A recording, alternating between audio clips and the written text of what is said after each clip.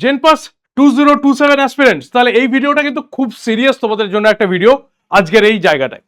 তো পরিষ্কার প্রথমেই জানিয়ে দিই যে জেনপাস যে এক্সামটাকে যতটাই আমরা লাইটলি নিই না কেন, আলটিমেটলি এই এক্সামটার জন্যও কিন্তু পড়তে হয় ভাই, নইলে কিন্তু এতেও গভর্নমেন্ট আমাদের চান্সেস পাওয়া যায় না।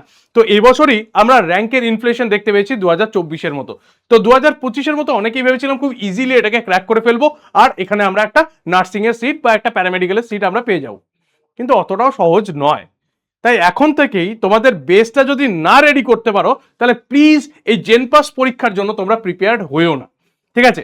তাহলে যদি এটাকে সিরিয়াসলি না নিতে পারো এক্সামটাকে, তাহলে কিন্তু এখানে এসো না, বা এই জেনপাস যে এক্সামটা দেবো সেটা মাইন্ডসেটের মধ্যে রেখোই না। জেনপাস এক্সামটা ফর তাদের জন্যই যারা এটাকে সিরিয়াসলি নেবে, যারা এটার জন্য হার্ডওয়ার্ক করতে রাজি আছে, যারা এটার জন্য প্রত্যেকটা দিন মেহনত করতে রাজি আছে, যারা ফিজিক্স কেমিস্ট্রির বেসটাকে স্ট্রং করতে রাজি আছে, যারা বায়োলজিতে 25-এর মধ্যে 22+ বা 20+ স্কোর করতে রাজি আছে, শুধুমাত্র তাদের জন্যই এই স্কোপটা, ঠিক আছে?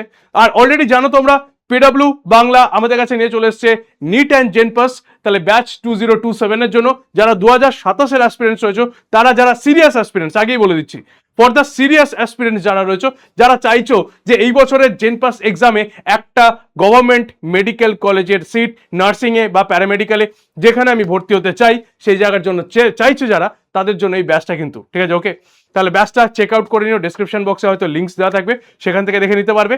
আর যাবতীয় যারা সিরিয়াস নও, মনে হচ্ছে ক্যাজুয়ালি জেনপাসটাও ক্র্যাক করে যাব, তাদের জন্য প্লিজ নয় এই জায়গাটা। তো this is a serious call for the জেনপাস aspirants. আজকে এই পর্যন্তই, দেখা হচ্ছে নেক্সট ভিডিওতে।